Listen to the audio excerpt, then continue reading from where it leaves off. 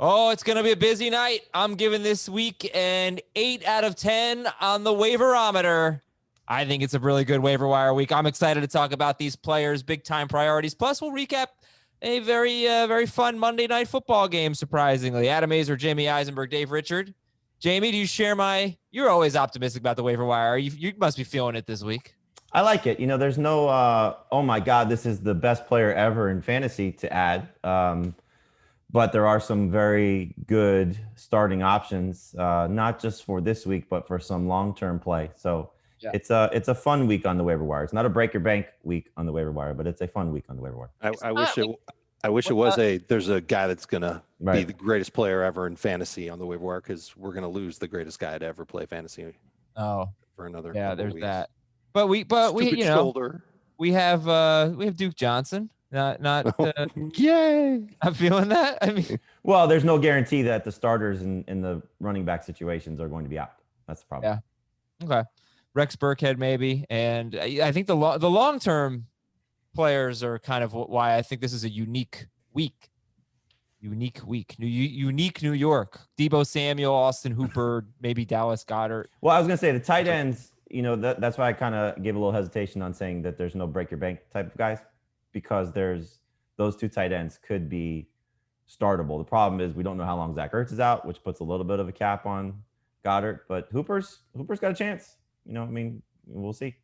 Yeah. All right. So we'll get to the top priorities. On bye this week. Great week for DST streamers. Great week.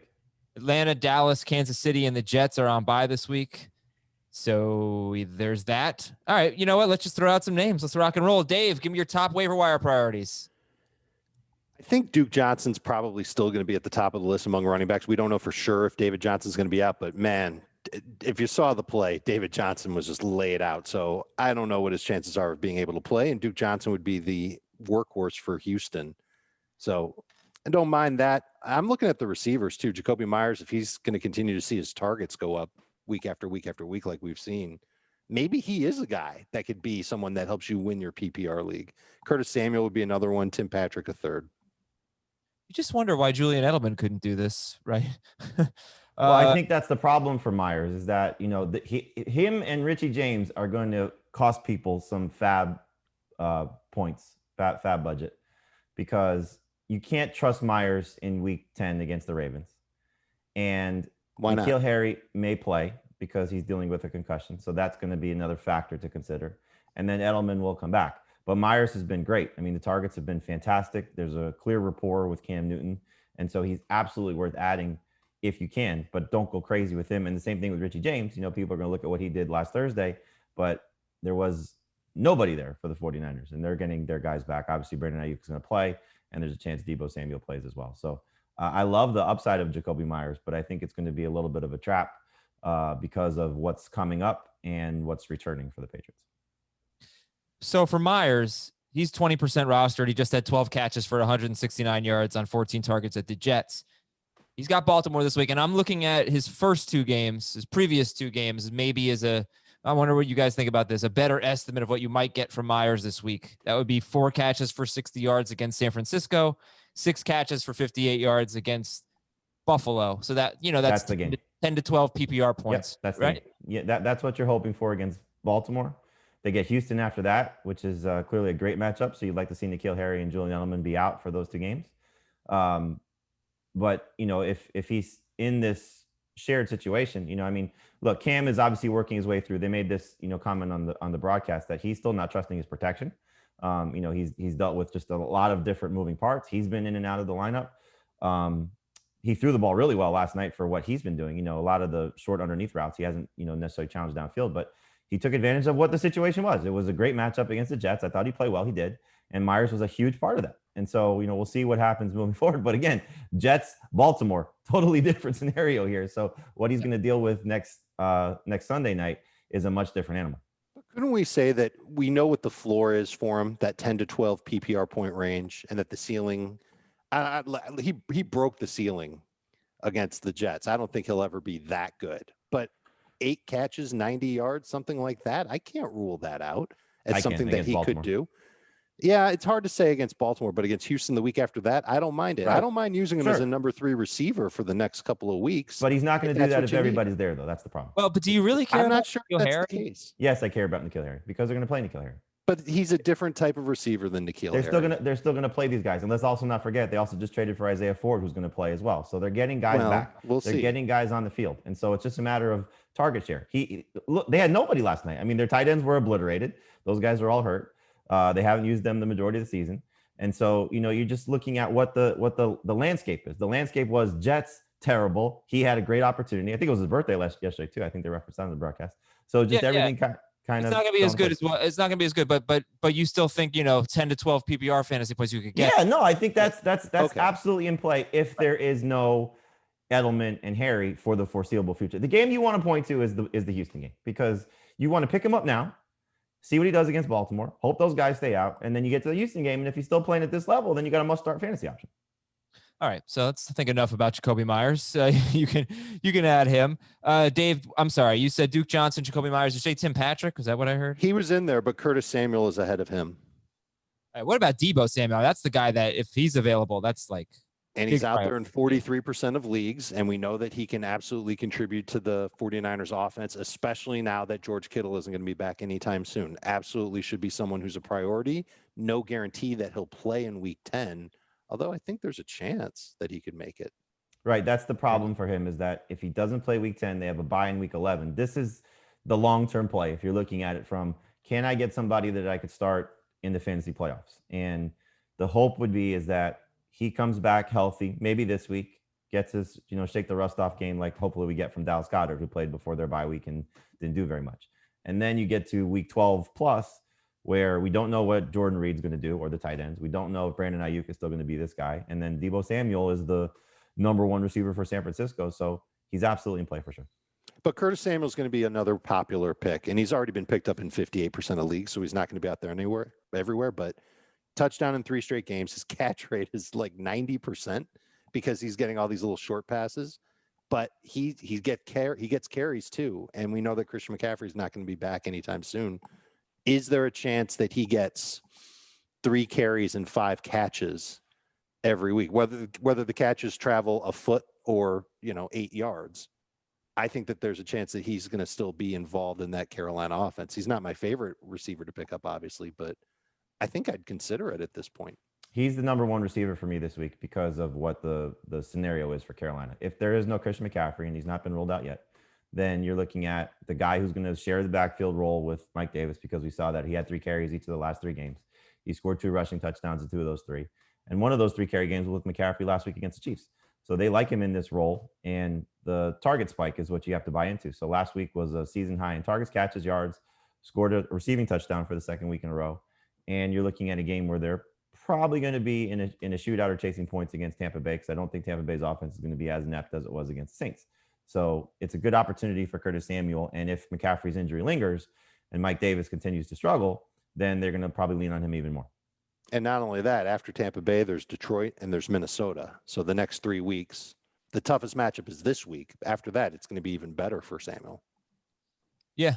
I'm wondering, though, if it's Samuel and DJ Moore, DJ kind of alternating, because this was the most that we saw Curtis Samuel in the passing game. But the rushing, he usually gets 3 to 4 carries a game, had a rushing touchdown a couple of weeks ago. And we don't know that McCaffrey's out, but it doesn't sound good for Christian McCaffrey.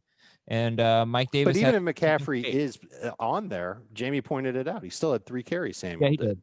I know. Yeah, I just like he scored a rushing touchdown a couple of weeks ago before McCaffrey came back. I don't think he's going to do that really with McCaffrey. No, but the fact that they gave him the red zone opportunity certainly gets the Falcons. So I don't remember where the rushing touchdown came from in week 7. I think it was against Saints. It was like 7 yards out. Yeah, so red zone opportunities. So week 7. Yeah, no, I'm thinking of the Falcons. Right. So if they're giving him these chances, you got to buy into it. So they're trying to get the ball in his hands as much as they can. That tells you something. Okay, let me ask you how you feel about Duke Johnson this week, assuming David Johnson is out. Duke Johnson. Yeah, where are we ranking him? Who would you start him ahead of? This is a crappy week for running backs, so he'd be a top 15 guy for me in PPR, closer to 20 in non-PPR. But at this point, I have more faith in Duke Johnson than I do Jonathan Taylor. It's like that type of thing. Not over a lot of prominent guys, but you're still looking at a scenario of he got close to 20 touches in a game that David Johnson started. And he's going to work in the passing game. David Johnson's been basically as close to a workhorse as you can ask for in the NFL this year. And so Duke Johnson steps into that role. That's the encouraging thing. And we've seen it from Giovanni Bernard and Jamal Williams already this year, where the backup gets that big workload and the numbers have been good. So I think that's what's on the table for Duke Johnson. The only question is, are we 100% sure that David Johnson's going to miss the game? Right. We can't say that definitively. He took a hell of a hit, like I said. The thing that you're looking at right now for your waiver priorities Tuesday night is, what do I need versus what's going to help me long term? If you don't need Duke Johnson, don't pick him up. You could try to play defense and block somebody else you're playing from getting him. I get that. But the thing that you got to do is, if your fab budget is in good shape and you want to pick up a guy that, look, he may start for 2 or 3 weeks. We know how concussions linger. It's a wacky thing in the NFL. But if if David Johnson bounces back and plays, then Duke Johnson is going to be a waste of your fab money. So, just be cautious about what you need and what you have to preserve for the rest of the season. So, Jamie, were there any other names that we need to throw out right now? We'll obviously give a whole bunch throughout the show, but any other high priorities? Duke Johnson, Curtis Samuel, Deebo Samuel. Dave said Tim Patrick, Austin Hooper, Dallas Goedert. Anyone else? Like, we haven't talked about a quarterback. Yeah, I was going to say, you got to keep an eye on every Patrick Mahomes manager probably needs a quarterback. So Drew Lock and Tua are in great spots. Both guys coming off strong games. Clearly Lock has been very good the last 2 weeks, fantasy wise. The Vic Fangio is basically calling out Pat Shurmur at this point. So their offensive game plan needs to be better in the first half, but they can't run the ball.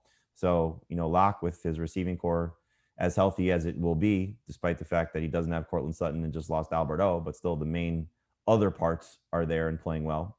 You have to like that. So I like those two quarterbacks. And, aside from Duke Johnson at running back, again, if you want to look long-term, I said this last week, I'll say it again.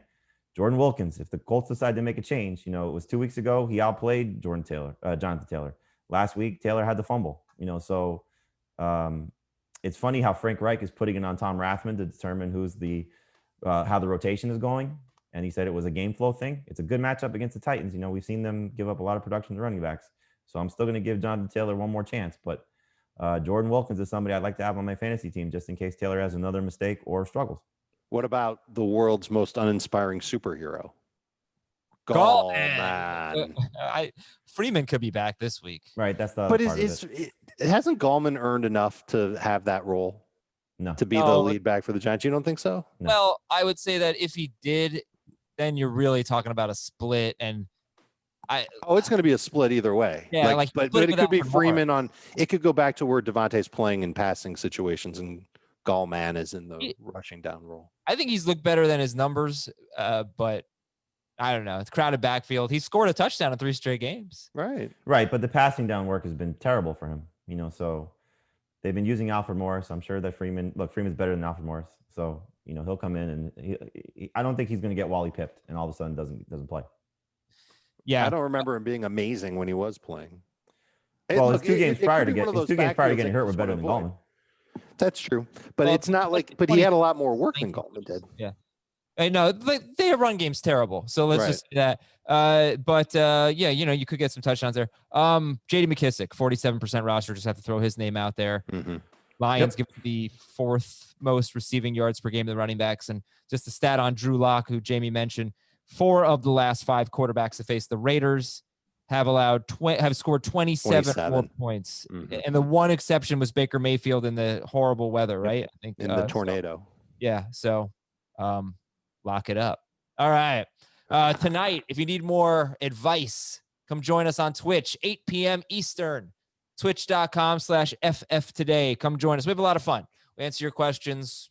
Just kind of talk about life, deep stuff, and watch HQ, CBS Sports HQ, Fantasy Football Today, noon Eastern, Monday through Friday, 10 a.m. on Sunday. Great shows. And if you missed the noon HQ show, you can actually watch it on demand on the CBS Sports app on OTT devices. Go to the CBS Sports app, scroll down, and you'll see the familiar faces of the Fantasy Football Today crew. Big day today. Watch it on demand. Big day today. Huge day. Who's Big on surprise today? Big surprise today. Usual cast characters. Okay. David Heath will be there, myself as well. But huge day. Something new today. Brand new. Brand spanking new. Oh, all right. Big day on Oh, HQ. I know. Okay, now I know what it is. Yes, big day. Must watch stuff. How much fab are we spending today, guys? I think if you need a tight end, you could probably spend a lot on Goddard or Hooper, especially without Kelsey there. So, if you have the fab budget to spend and you need help, I would not be surprised if Goddard is a potential flex option rest of season. And just keep in mind, remember, there was the win game against Dallas. It was his first game back after the extended absence with the ankle injury. So he didn't have a lot of targets, and Wentz was very erratic. But the last time the Giants and Eagles met, it was the Richard Rodgers game where he had 6 catches for 85 yards on 8 targets. So Goddard has that going for him, plus what he could be. Remember, last year, top 10 tight end, and his targets were up in the start of the season before he got hurt. So I like the outlook for him. If you need, some tight end help rest of the season, remember, we've seen, I know Jonnu scored, but he's been struggling. Hunter Henry's been bad. Mark Andrews is struggling, if you want to just add a second tight end just to see if you can get some help. And clearly George Kittle's out. And then Austin Hooper, again, you throw out that Raiders game, the game prior to that, which is the one Odell Beckham got hurt, which was the surprise game that Hooper missed. They got 3 touchdowns from their tight ends with Harrison Bryant and David Njoku in the Bengals game. And Hooper, in the 3 games prior to his absence, had at least 10 PPR points in all 3 of those games. So at least 5 now you have catches. Beckham gone. They're exactly 5. Beckham gone, and a favorable matchup against the Texans. So I think there's not just a 1-week appeal for Austin Hooper. There's long-term appeal too. Mm-hmm. Yeah, I mean, obviously you're going to have to deal with Baker Mayfield throwing 28 times a lot, but a lot of those targets are going to go to Austin Hooper, you'd think. So he's a big priority. And then, how much fab would you put on Duke Johnson if you need a running back this week? Well, you said he's top 15, so I'll just let fantasy managers figure that out for themselves. Well, I mean, it's going to be a lot. You're probably talking somewhere in the neighborhood of 15 to 25% of what you started with, and it could be what you have left. That might be it. But if you need a win and he's the best running back to suit you, then you got to do what you got to do. How much on JD McKissic? And let me ask you this. So McKissic, we think he's got a great matchup at Detroit this week. And Alex Smith seems like a pretty good fit for McKissic. Mm-hmm. And McKissic, Ben Schrager, he ran the most routes of any running back. Is that what it was? In the whole league this week. The next 2 games, after this week, the Bengals give up the 4th fewest receiving yards per game to running backs. You're talking guys like Eckler, Kareem Hunt, Miles Sanders, all had 15 or fewer yards. Hunt's caught a touchdown. What's that? I throw out the Eckler game though. Yeah, I mean, it's week 1 with Tyrod Taylor, sure. And then the Cowboys, who give up the fewest receiving yards to running backs, including to J.D. McKissic, who did almost nothing in that game. So it's a great matchup. And then on paper, 2 bad ones, but maybe he can rise above that. Maybe he's just James White. Well, I think what you got to do with him is just kind of know that you don't have to play him those weeks, but you still like to have him on your team. And Alex Smith, like you said, the change in quarterback is a definite boost for what J.D. McKissic could be moving forward. The Lions game and the Cowboys game, would not be surprised if they're playing with a lead, which is when we've seen Antonio Gibson have his success. So Gibson is definitely in play for this week as well. But McKissic, I think with the quarterback change, is going to be still somebody you can rely on. So the nice thing about it is, aside from the Cowboys game, he has 6 catches in 4 of his past 5. So that's just what you're looking at right out of the gate. He doesn't do very much running the ball, but you just know that you're looking at, like you said, a James White, a Tariq Cohen, a Darren Sproles, these guys that we've talked about for years, better in PPR than non-PPR. So don't spend your money on him in non-PPR. But if you do need to help somebody to help you in PPR, I had him as a top 24 running back last week. I have him as a top 20 running back this week. Okay, but how much fab out of your original budget? It's the same. It's 10 to 15%. If you're just looking at it, remember, we're still talking most 12-team PPR leagues he's rostered. So this is the 10-team PPR league. So it just depends on what's available to. All right, you guys want to hear the injury list? Everybody take a seat. Get your favorite book out. Here are the injuries we're keeping an eye on. Christian McCaffrey, shoulder injury. Mike Davis is 87% rostered. Obviously, if you see him, pick him up. Raheem Mostert and Deebo Samuel could play this week. Damian Harris left with a chest injury, guys, so we'll get to it in a bit. But, Dave, your interest level in Rex Burkhead or Sony Michel? Not high.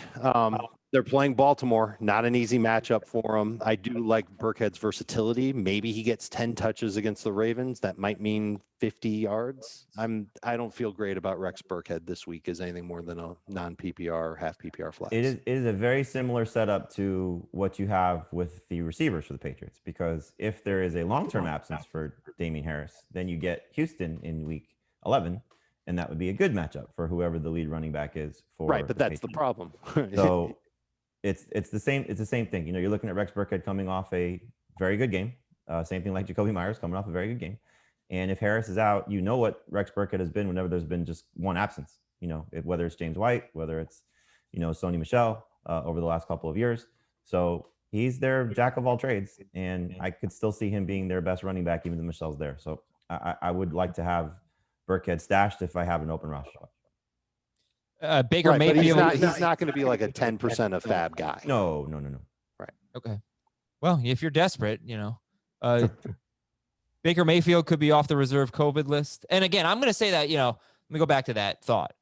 I said it a few weeks ago, but I'll say it again. Every week we give fab recommendations, honest, sincere fab recommendations. And then I look at my leagues, and every week guys are going for a lot more than we recommended. So all that means is there just needs to be one manager in your league that really needs that player, or just isn't very good at placing fab bids and goes too crazy. And so you need to either understand, all right, it's okay that I didn't get this guy or this player that I'm saving my fab, but you might have to, you might have to be more aggressive. That's always the caveat. We'll tell you what we recommend. You have to give it, you have to put it in perspective of your own team and your own needs. And if you have to be more aggressive, go for it. I write the recommendations every week, and then I go to my own leagues and I'm like, oh, I need this guy. Right. So there's personal bias there that I have to overcome with my own fantasy roster. So I think we say that all the time. It's clearly something that is case by case. If you need Rex Burkhead because you need a flex play against Baltimore, or Jacoby Myers because you need a receiver against Baltimore, you pick up that guy and you use him. Right. So could a fantasy manager go see what Jordan Wilkins went for, or any running back from earlier this year in their league, and say, that's what I need to spend if I want to get Duke Johnson or Rex Burkhead, and I gotta have him? Like, if you see in your league that these running backs that come off the waiver wire are going for 35% of fab, then I would make the assumption that that's what you would have to put down to get him. Yeah, I mean, it's good. It's a good reference point. You also have to consider at this point that fantasy managers have less fab than they did back then, but they're also probably a little more desperate for a win. So I don't know which way that's going to swing. And I'm going to somebody who's 3-6, or this is it. What are you saving your money for? Right. Okay. How about Baker Mayfield? We're hoping he comes off the reserve COVID list by Wednesday. Nick Chubb could be back this week. What about Joe Mixon? I haven't heard much about him. Are we expecting him back? So they had a COVID-related situation that didn't allow them to practice on Monday. So there was no understanding of what their injury report looks like coming off their bye. So Giovanni Bernard is at 80%. If he's available, you have to pick him up, because if Joe Mixon's out, even though it's Pittsburgh, you want to have that guy on your team. Pittsburgh has been giving up a lot of long runs, like 14, 15 or more yard. I was reading yesterday, since the Devin Bush injury. They don't have a consistently bad run defense, but they're giving up some big plays. We don't know yet about Devonta Freeman. Looking better for Miles Sanders. Expect him to practice this week. David Johnson, David Montgomery, both in the concussion protocol. The Colts say they have confidence in Jonathan Taylor. So we'll get into that when we talk about. They got a funny way of showing that. Right. They said it was game script. I think you can definitely think it was the fumble. That was more the reason for one carry after the fumble. Kenyon Drake is day-to-day. Justin Jackson left after 3 snaps. We haven't talked about Kalen Ballage. Revenge game. They put Kalen Ballage back on the practice squad, so it's something you got to keep an eye on. Well, they can do that, though. They can. Absolutely. It's a weird maneuver. It factors in with Troy Maine Pope, too. Yeah, they're going to mix and match all their guys. It could get really ugly until Eckler's back. Well, let's hope Justin Jackson's back this week, because he could be a starter. Preston Williams has a foot injury. Here's the thing. Forget about Justin Jackson, because then when you do, he's good. Preston Williams, foot injury. Kyle Allen, ankle surgery. So it's Alex Smith. Mike Williams. Do we know anything about him? He left on the second to last play of the game. There was no injury reported. Anthony Lynn, I haven't seen address it yet. So at this point, you got to assume he's playing. But I don't know how many people want to trust him against a good Dolphin secondary. It was a broken heart, Adam. Broken heart. Yeah. He in that case, he and the rest of the team have left with a broken heart like 7 times this year. Never seen a team like that. Noah Fant hurt his ankle. He did return, but now Albert O tore his ACL. So hopefully that could get, maybe some more end zone targets for Noah Fant. Matthew Stafford, concussion. Vance McDonald on the COVID list. Matthew Stafford is not in the concussion protocol, though. He was checked for a concussion. Oh, so he's healthy. He's healthy. He's expected to play. And he's about 80% roster, I think. Ben Yes, Roethlisberger hurt both his Kenny knees. Galladay injury or not away from playing for your fantasy team. Ben Roethlisberger hurt both his knees, so you knew he was going to dramatically come back and win the game. Kendrick Bourne on the reserve COVID list. Richard Sherman is off IR, has 3 weeks to be activated. Irv Smith actually left with a leg injury. The Bears have been giving up a ton of touchdowns to tight ends lately. So Irv Smith is interesting, but he did leave with a leg injury. Doesn't mean he's out, but just keep it in mind. Jake Luton's likely going to start this week. Laviska Shenault's got a chance to play this week. Cleveland could be getting their guard Wyatt Teller, who's had a good year, back this week. Vegas is hoping to get their left tackle back, and I won't go through the rest of the injuries. Oh, Calais Campbell. He's going to miss several weeks with a hamstring injury, and that's a pretty big deal. Got the Patriots coming in now. Maybe that makes things a little better for Rex Burkhead if he's the starting running back. Let's get our top 3 at each position. Then we'll recap the Jets and the Patriots, and then we'll get even deeper into the waiver wire. Jamie, top 3 quarterbacks. The top 3 quarterbacks would be Drew Lock, Tua Tagovailoa, and then it gets ugly. But just depends on, I think, what you need. Those 2 guys should be the 2 best. And then if you just need a 1-week replacement, look, Phillip Rivers was bad against Baltimore. That was expected. But now he gets Tennessee. They've been awful against quarterbacks. And in his 2 previous games prior to facing Baltimore, he put up good numbers, at least 28 fantasy points in those 2 games. So I go back and forth between Rivers and Baker Mayfield because of Baker's matchup against Houston. But the reason I would say Rivers over Baker is twofold. One, that there's the COVID-19 scenario out there. So just in case Baker doesn't play. And 2, they're getting Nick Chubb back. They're probably going to be able to run. I don't know how much Baker will throw. And another name that needs to be thrown out is Jared Goff. He is 81% rostered, but Seattle this week. So if you happen to see Jared Goff on your waiver wire, hey, pick him up, wouldn't you? Would you do that for him? Pick him up and start him against Seattle. Dave, top running back. Same thing with Wentz. People may have dropped Wentz because of his bye week. Yeah, he's about 80, 70, what is it? 83%. 83. Okay. Yeah. Dave. Well, let me stump for Nick Foles at quarterback, just as the 3rd guy. Again, you'd have to be desperate, but he's in that same boat as Baker Mayfield and Phillip Rivers for me. Running back, Duke Johnson, number 1. I've got Gallman 2nd. That's under the assumption that Devonta Freeman still stays away. McKissic is 3rd, but there's still Gus Edwards is out there in 45% of leagues. Rex Burkhead's out there. Cam Akers is out there in 56% of leagues. I'm not saying that any of those guys I just named are top 3. I think the top 3 are pretty simple with Duke, Gallman, and McKissic. But Akers, if he follows the trend of what Swift and Dobbins did, there could be a big game coming for him soon. So Dave, who's the running back that's going to kick Devonta Freeman to the curb? Gallman. I think you paint him as like an evil villain. And I think he's more of like a superhero wearing gray. But he is Gall. He's such a jerk. No, like his tagline is "Hi, everybody." Like he's not like the most exciting superhero. He's a boring superhero. No, his tagline is "That shirt doesn't fit you well." Oh man, he's just kind of a jerk. I get it. But thank you. I'm surprised you have him ahead of like J.D. McKissic, Gus Edwards. Because he could be the rest of season answer at running back for the Giants. Okay. All right. McKissic, we know exactly what he is. And in PPR, he's that, safe 10 to 12 point guy. Yeah. What about Edwards? I mean, Gus Edwards has a pretty good opportunity this week. The problem is that if Ingram returns. But yeah, if you were to tell me that Devonta Freeman is definitely out again, I would say that he should be 3rd ahead of Edwards. McKissic, he should be ahead of McKissic in non-PPR, but McKissic is on a different level than Gallman in PPR, because if Gallman doesn't score, then he's going to be worthless. You're getting lucky that he's finding the end zone. The thing about Edwards is is obviously that if Ingram plays, what's going to happen? Who goes into what role? Does Ingram come back to being the quote unquote lead guy, or does he all of a sudden become the third guy because of what Dobbins and Edwards have done?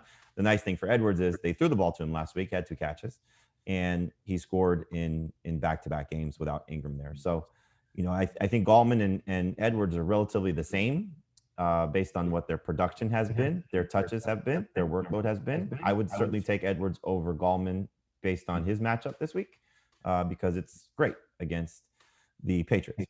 Can I name one more running back? Yes, and then I have a follow-up. Salvon Ahmed of the Miami Dolphins. Do you think he's the lead guy, though, because Washington's going to play? If Washington plays, he might be okay, but I liked what I saw from Ahmed. I think he's got the most juice of any of those running backs that they've got, and I think the Raiders kind of proved that if you can attack the edges of the Chargers, you're going to have success. If it's take a week and a half to get out there, I don't know if Washington can. I know Ahmed can. If it's the 3 guys who are still there right now, then yes, I'm with you. Ahmed should be the guy. But there's 2 things, again, working at play here. You have Washington making his debut, who they traded for, who may be their best guy, or Matt Breida could play because, it wasn't like it's a long-term injury for Breida. So I think if you're in a deeper league, Ahmed could be somebody you want to add, but it's going to be Howard at the goal line, which is unfortunate. And they didn't throw the ball to him. Breida is actually pretty interesting, I think, as a waiver wire ad if he's going to play this week. 64% totally off the radar. I didn't realize it was that high. I didn't even look. I kind of had forgotten about him. 64%. Okay, that's interesting. No, he's available in 66% of the leagues. That makes more sense. Yeah, the Dolphins running backs could be an absolute mess, or it could be one guy is fantastic, but we just don't know which that guy is going to be. All right, last question about running backs. This basically we've previewed the entire position. That's fine.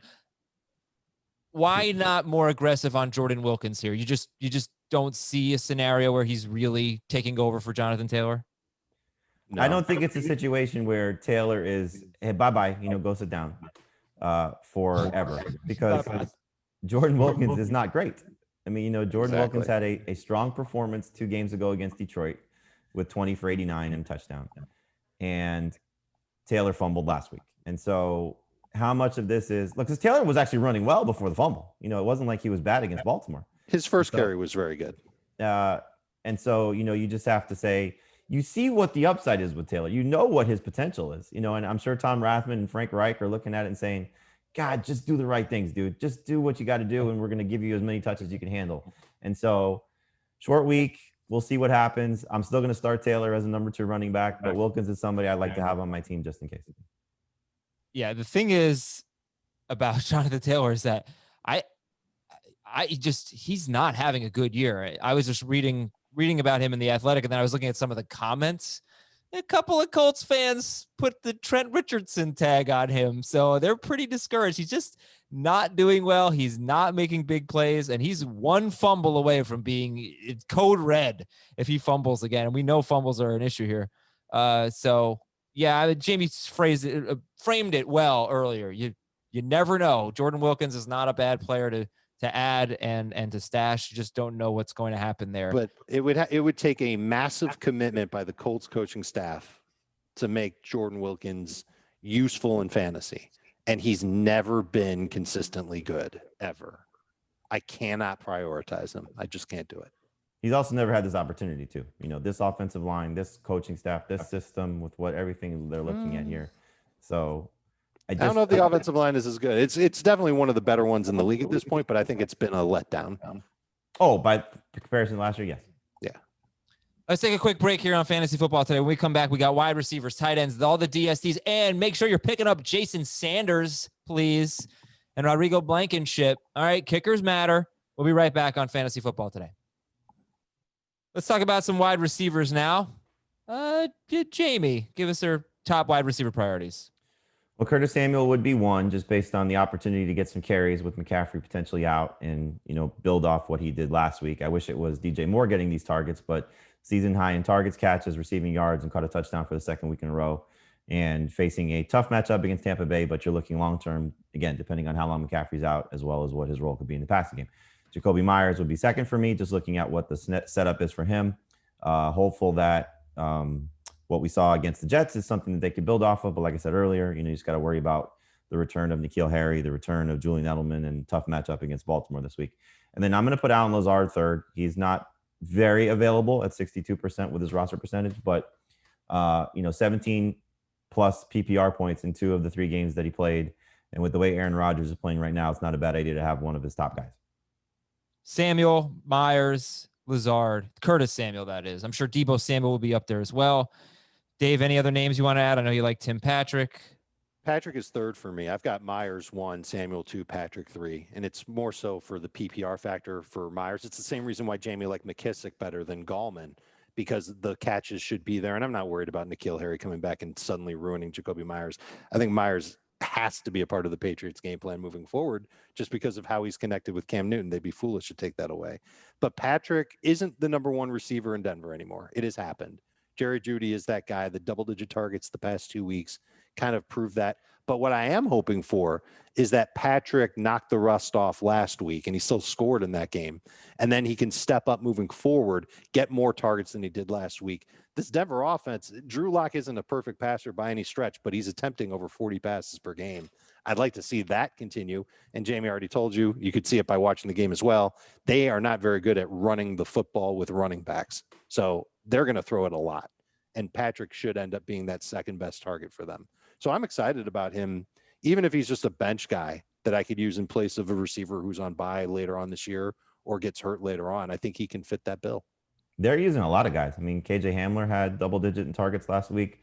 Noah Fant is clearly going to have a role. So it's all a matter of, is Drew Lock still throwing the ball 40-plus times? It's been 3 games in a row with 40-plus attempts. And that's the nice thing for all of these receiving options, because their defense is struggling, their run game is struggling, and they're putting a lot on Lock, which they should, because this isn't a playoff team. So see what your young quarterback can do and feature some of these receiving options. So Patrick had a touchdown or 100 yards receiving in 4 of his last 5 games. The one game where he failed to do that, it was the game he got hurt in 3 weeks ago. So we'll see. We'll see what he does as the second guy, but he's certainly somebody you should like. Jimmy, I'm wondering if you wanted to put John Brown ahead of these guys. Yeah, didn't I give that to you? I don't think you said him though. You said Curtis Samuel. Yeah, you know what? That's a mistake on my part, because he's the first guy on the top of my list. John Brown's at 65%, so he's right on the threshold. But yeah, absolutely, he should be the first receiver added. I apologize for that. So with what he has, what he showed you last week when he's healthy is the type of receiver you should expect, because at the start of the season he was fantastic. Josh Allen, I think, missed him in October when he was battling the injuries, and you saw it. September, great. First game in November, great. October, miserable. And maybe John Brown is not necessarily the full key of what Josh Allen needs, but he's a big key. And he's having a great season. He had a great season last year. And I thought he'd be good as the second option, because looking at number 2 cornerbacks trying to chase him around the field, not going to be a pretty scenario. And that seems to be the case. Yeah, I just want to ask you real quick, the matchup against Arizona, they have not allowed 2 wide receivers in the same game to do well, really. You're looking at Detroit, Carolina, Dallas, Seattle, Miami. None of them had like 2 wide receivers go off. I think Dallas had 2 wide receivers get about 70 yards, 70 to 80 yards. So it's been a pretty good pass defense. And if we're going to obviously expect Diggs to be one good wide receiver. So unfortunately, your top 2 wide receivers, John Brown at Arizona, and then Curtis Samuel against the Buccaneers, which is worse for him in the run game than the pass game. Are you nervous about them this week?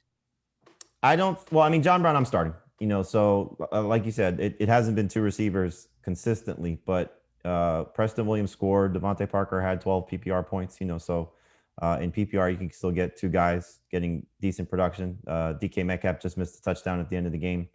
That was called back on a penalty, that would have put him over the top with what Tyler Lockett did in that game. So some of it's circumstantial. I don't fear John Brown going against that secondary. Okay, Dave, top 3 tight ends. Goddard 1 if he's there.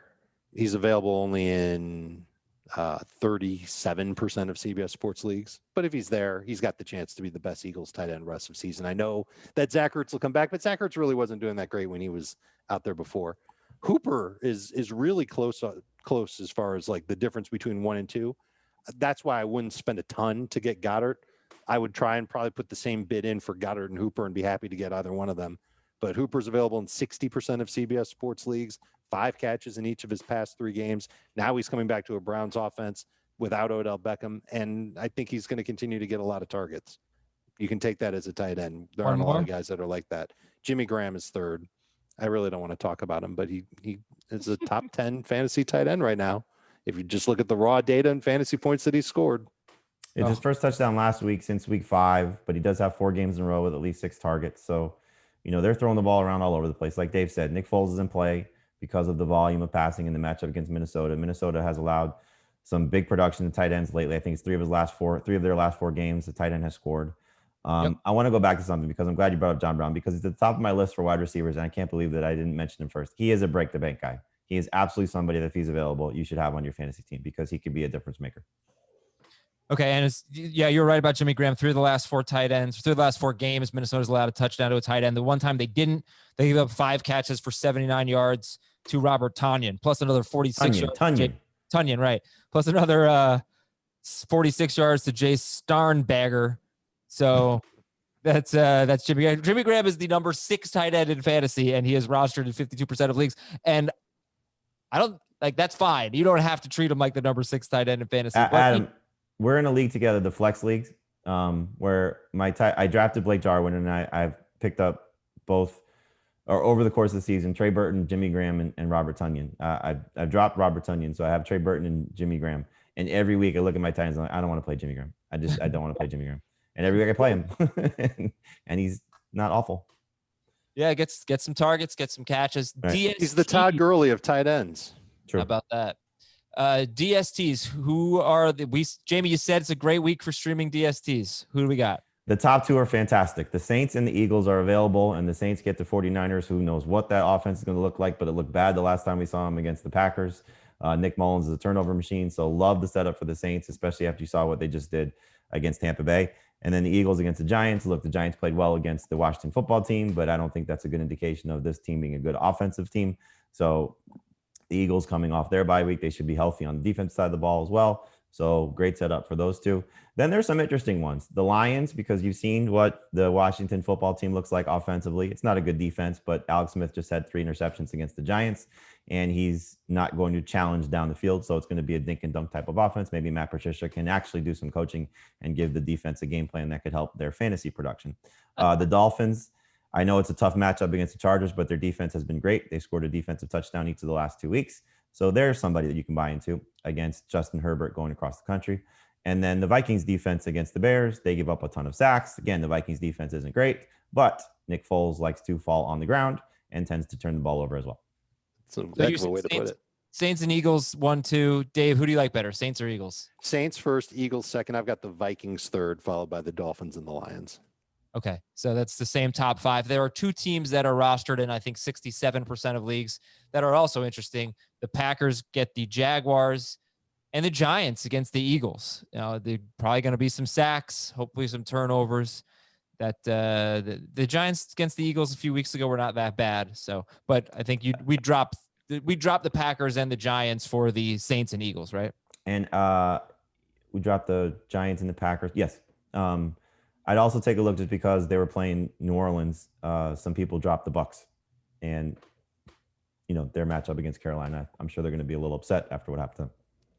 I think we have seen I totally agree. Separate note that we've seen the last 2 weeks, they are making some big mistakes in the secondary. I mean, they're leaving guys wide open. The Giants were not able to capitalize on it, and the Saints certainly were. Well, Bruce Arians said what I think a lot of people watching that game were thinking, like, why are you not blitzing? And he said after the game, we thought that our front 4 can get after Breeze, and that was clearly not the case. And they need to send some pressure. You have a great secondary, but you're leaving them out there to dry if you're not going to get after the quarterback.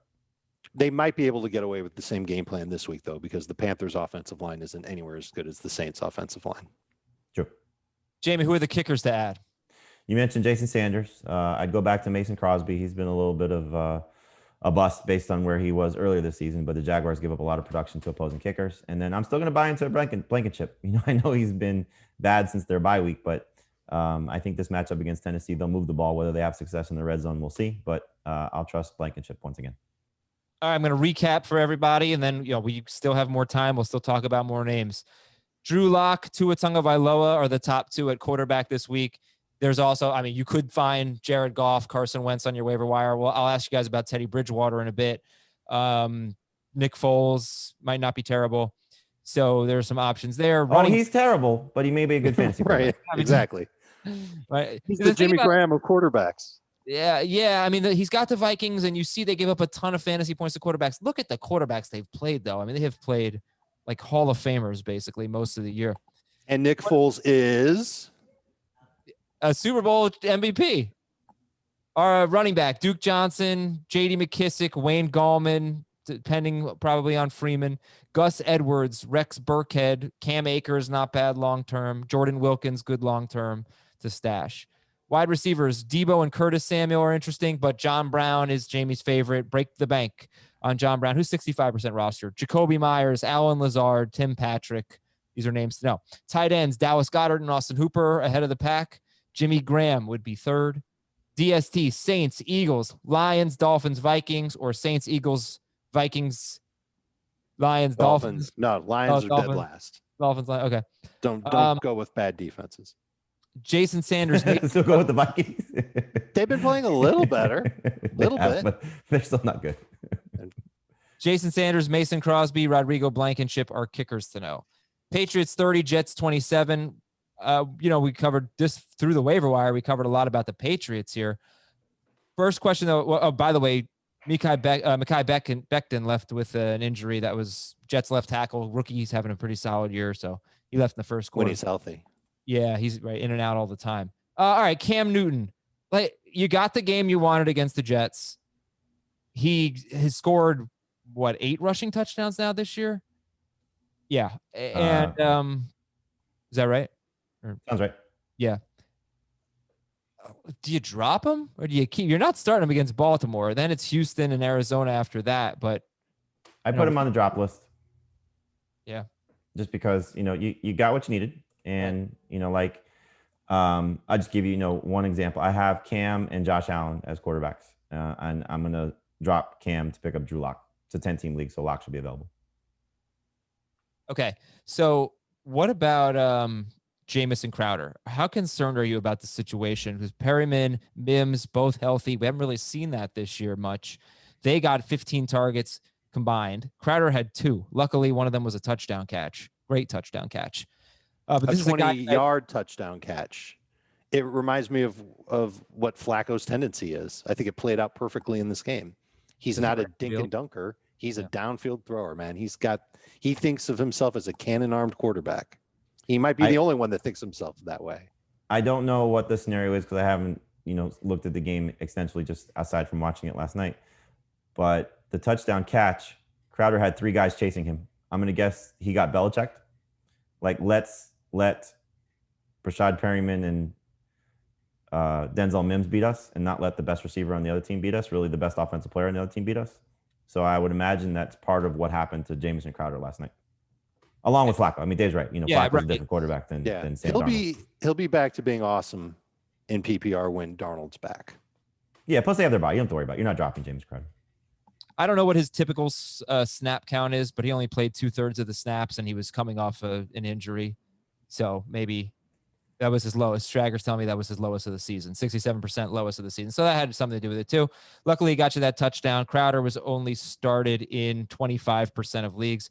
Any interest in picking up Perryman or Mims long-term? If they weren't on their bye, I think you could look at Perryman and say if Flacco's starting for any stretch that there's something to like. But even with Darnold starting there, I mean, look, they need other receivers. They're going to be chasing points most weeks. Their run game is non-existent. So, both guys are in play. But Perryman, but they both showed you something last night. But if you lined them up against the receivers that we've already talked about, I don't think there's no way I'm taking him ahead of John Brown. There's no way I'm taking him ahead of Jacoby Myers or Curtis Samuel. No, what about it's probably once you get to like Aguilar, Rashard Higgins? Right, they're in that right. So that's that same group, and I'd much rather have Aguilar, who's playing this week and has played well for 4 of his past 5 games. In fact, every game that he's played in where wind wasn't a factor, he scored. I wish he had more targets, but I think they're kind of the same guy. But Aguilar's the one who's been getting it done. I'd rather have him. Okay, I have an Aguilar stat. Get to it in a minute. Time for the Dropometer. Dropometer 0 to 10. Corey Davis. 0. Correct. How about DJ Dallas? 0. 1. All right, we got to wait and see. Obviously, if Carson's back, then different conversation. Then it's like an 8.5, right? Cole Beasley. 7. 7 and 9. I'd still say 5 in PPR. Jonnu Smith. Oh, I think he bought himself one more week, so I'll say 2. Yeah, I would say 4. Emmanuel Sanders. 6. 0. 6. Revenge game this week. Awesome. Against San Francisco. He might get you 6 or 7 points. Well, he's scoring a little bit. You know, I don't know. It's a when small guy- sample size when a with him player and Thomas scores, playing. yeah, when a player scores, then you don't feel like Sanders is going to get a ton of targets. None of the Saints wide receivers had a great game, and he threw 32 times. So that was against a good secondary. This is a bad secondary. I'm giving Sanders one more week. Robert Tunyon. 8. 5. Kenyon. 8, 5. Okay. Marquise Brown. 0. 0. All righty. Let's do some more waiver wiring. Quarterbacks in shallow leagues. You got Carson Wentz, Derek Carr, and Jared Goff. 81 to 83% rostered. If you see them on your waiver wire, Wentz, Carr, Goff. Dave, how would you rank those 3? Wentz is first. This week, got- Wentz over Goff? Wentz over Goff this week. Goff's still top 12 for me. I've got him ahead of Lamar Jackson in my rankings. I don't know if I'm going to keep it that way, but that's how I have it going into Monday night. And then Carr is third against Denver, but I like them all.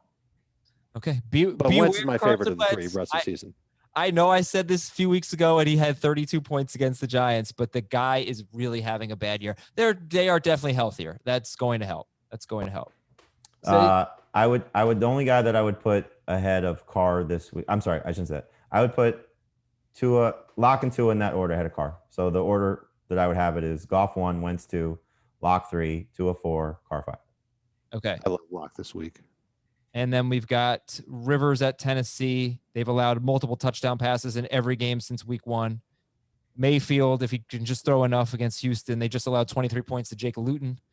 Nick Foles, I'm going to have to make a Mayfield versus Foles decision in our 2 QB league. Luton himself at Green Bay and Alex Smith at Detroit. Last 2 weeks, Philip Rivers, 28 points, Kirk Cousins, 26 points, and neither of them even threw 30 passes. So it's a good matchup for Alex Smith. You know, it's Alex Smith. Right. Running backs, Duke Johnson. Well, the check to see if available group is Mike Davis, Giovanni Bernard, and Boston Scott. They're 73 to 86% rostered, and it speaks for themselves. If they have the opportunities, they're going to be great. Duke Johnson, 1. J.D. McKissic, Wayne Gallman, Gus Edwards, Rex Burkhead. We've talked about all these guys. Talk to me about the Dolphins-Chargers game, basically, and the running backs there. Avoid it if you can. I mean, 'cause Yeah. it could be messy. It'd be nice if there's some clarity on Justin Jackson out, Troy Pope in, and Balaj still on the practice squad. Then you could say, okay, maybe Troy Pope's got a chance to be the guy with Joshua Kelly, and we've seen Joshua Kelly struggle. For the Dolphins, if you get Matt Breida healthy, he'd be the one I think you look at, but we're probably not going to know that until Wednesday. Dave mentioned it. Ahmed looked the best of the guys who were available to Miami against the Cardinals, but DeAndre Washington wasn't there. So Washington would be the guy that I'd put a bid on, small bid, Ahmed, small bid, just to see if you get one of the two. But the fact that Miami knew they had Ahmed and still traded for Washington probably tells you that they don't necessarily trust him fully, and they didn't use him in the passing game at all. And you saw what Washington was last year when he got an opportunity to play. He was fantastic. Different team, different setup, totally. But I still think it's worth speculating on Washington just as long as Gaskin and Breida are banged up. Do the Dolphins have a running back that you can point to and say, that guy's going to get 15 touches against the Chargers? Yeah, he's on IR. Okay. The thing is, the Chargers have one of the worst run defenses in football. 4.97 yards per carry allowed to running backs. They've allowed 4 rushing touchdowns in their last 3 games just to running backs. So that's the thing. Devontae Booker had a 23-yard touchdown run. Right. I mean, this should be a game where we got it could in our top 12. It could top 5. It could be a scenario of like we saw last week, where one guy is getting, maybe 50 total yards. I know Ahmed didn't get that, but he looked like he could have been on his way if they gave him more work. Howard scores a touchdown, and then one guy gets 2 or 3 catches. So that's the frustrating part of this. They will be a total committee. It's a Patriots coaching staff, so it shouldn't be surprising. And I think Balaj ends up making the active roster in time for the game for the Chargers. I don't think so if everybody's healthy. Right. Well, Yeah. I think he does. I think he played really well last week. And it's crazy to say that because it's Kalen Ballage, but remember, he's not being coached by Adam Gase anymore. Bench game.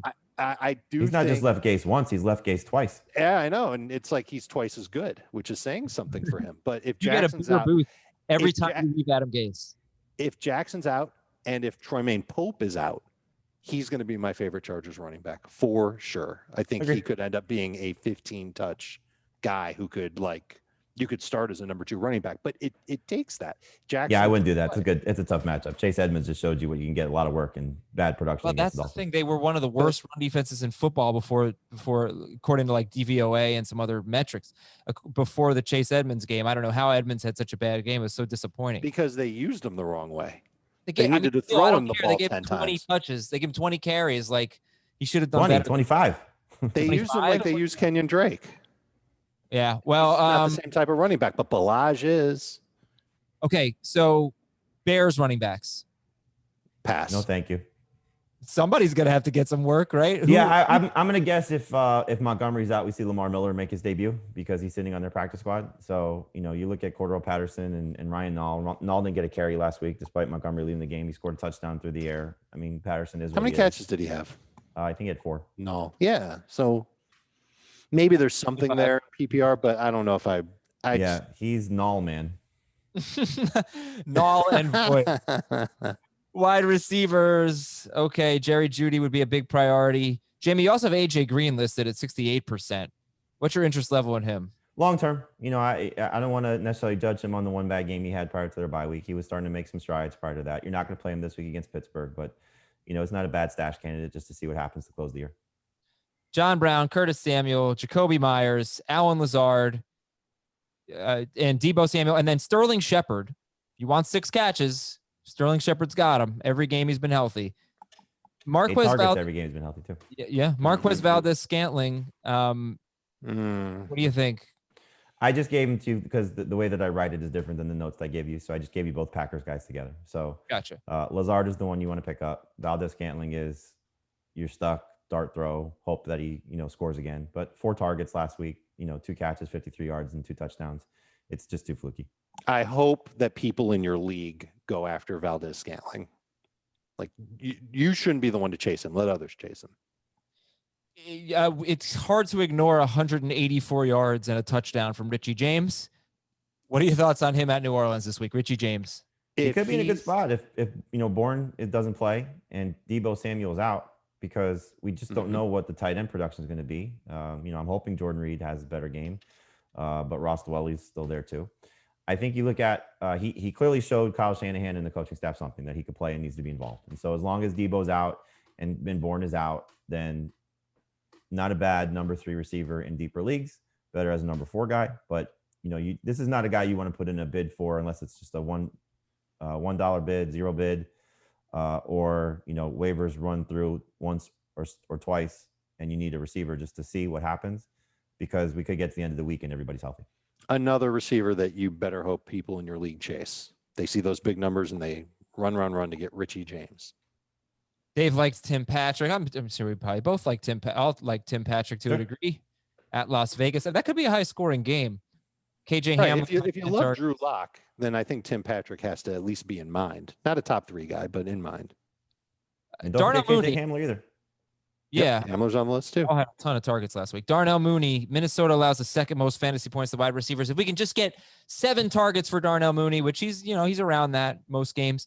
7 of 8 wide receivers who have had 7 or more targets against the Vikings have had 77 yards or more or a touchdown. Do you know that Darnell Mooney and Anthony Miller have more targets than Allen Robinson in the last 3 games? Interesting. Both have 24. Sad. Mooney and Miller. Robinson has 20. Now, part of that is he left the Saints game. I don't remember. The Saints game with the concussion situation. So those guys in garbage time. Oh, yeah. Or late games there. Jalen Reagor, Alshon Jeffrey. Who are you picking up? If there was no Travis Fulgham, I'd say Jeffrey. But because Fulgham has established himself as the guy there, I'd rather have Reagor and just knowing Jeffrey's injury history. But it's going to be fascinating to see what happens because Reagor's kind of locked into the Deshaun Jackson role. At least that's the expectation. And Jeffrey and Fulgham, I don't know if they can coexist to the level that both guys need to coexist because Fulgham should be the lead receiver in the first read for Carson Wentz, but Wentz loves Alshon Jeffrey. Danny Amendola has gotten 7 or more targets in 3 or 4 games without Kenny Golladay, so you could keep an eye on him. He's 10% rostered. Rashard Higgins or Nelson Aguilar, who would you go with? Aguilar. I would take Higgins because I don't want to judge him based on the win game against the Raiders, and the targets were, certainly up for him in the first game without Beckham. The games that Aguilar doesn't score, it's going to be miserable. The Aguilar, though, is facing a team, if you want to be hopeful. The last 2 weeks, Denver gave up a 36-yard catch to Mike Williams, who had 99 yards and a touchdown, a 51-yard touchdown catch to Olamide Zaccheaus. Maybe Olamide. Olamide? Okay. Olamide. Oh, he could score. There's definitely touchdown potential. It's a non-PPR PPR thing, I think. Higgins better not in PPR, Aguilar better in non-PPR. Sure. I would use the term safer, not necessarily better. And 4 more players that Jamie provided. Chris Conley had 8 targets, 7 catches. David Moore could always score. How about that? Moore score. It's a bore. Michael Pittman, 7 targets. Jakeem Grant. And there you go. Well, you have 2 injuries at play there. The Conley suggestion is because Laviska Shenault left with a hamstring injury. Okay. And Preston Williams left with a foot injury. So Jakeem Grant could be somebody in deeper leagues that you need. Tight ends. You got Dallas Goedert. You got Austin Hooper, Jimmy Graham, Jordan Reed. I still have like a soft spot for Jordan Reed. Saints are, I think, 24th against tight ends. They're not very good. 25th, and Gronk dropped a touchdown, at least one. Right. And Trey Burton at Tennessee, Irv Smith at Chicago. 6 touchdowns allowed to tight ends this year by Chicago, including 3 straight games. Gerald Everett, Jared Cook, Jonnu Smith all caught touchdowns. And for Burton, just keep an eye because Jack Doyle's probably not going to play. He's in the concussion protocol, so probably not going to get cleared by Thursday. And Molly Cox showed up on the injury report again with a knee injury. The Titans have allowed 3 tight ends to score at least 11 PPR points in their past 4 games. Are we done with Logan Thomas? I don't know if you're done with him, but the fact that he had an uptick in targets and a downturn in production is not the type of thing you want to look at. Check down target. DSTs, Saints, Eagles, Lions, Dolphins, Vikings, kickers, Jason Sanders, Mason Crosby, a Regal Blankenship. Goodbye, everybody. We'll talk to you tonight at 8 o'clock on Twitch. And, of course, HQ, noon Eastern. Surprise today. Big day. Something debuting. Check it out. And if you don't see it live, you can get it on demand. Just scroll down on the CBS Sports app on your OTT device and check out Fantasy Football today. For Dave and Jamie and Ben, I'm Adam. Talk to you tomorrow and tonight on Twitch. Want more of the Fantasy Football Today podcast and nonstop year-round fantasy advice? It's simple. Hit the subscribe button and hang with us all throughout the year.